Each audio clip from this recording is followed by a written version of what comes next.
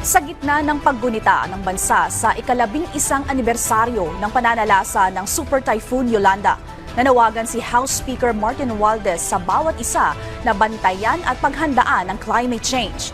November 8, 2013 nang humagupit ang Yolanda sa bansa at pangunahing napuruhan dito ang Tacloban City sa Leyte na sakop ng distrito ni Romualdez.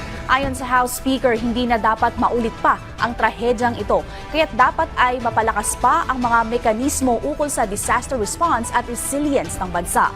Bilang mga lingkod bayan, kinikilala ni Romualdez ang kanilang obligasyon na magpabuti pa ang mga hakbang ng gobyerno ukol sa climate change, kaya't isa rin dito sa kanilang prioridad ngayon.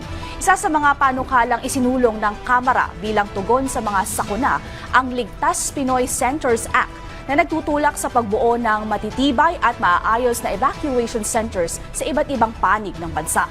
Sabi ng House Leader, hindi na sapat ang maging handa lamang. Dapat ay may pangmatagalang mga istruktura na gagamitin rin ng taong bayan kaya't determinado silang masuportahan ito.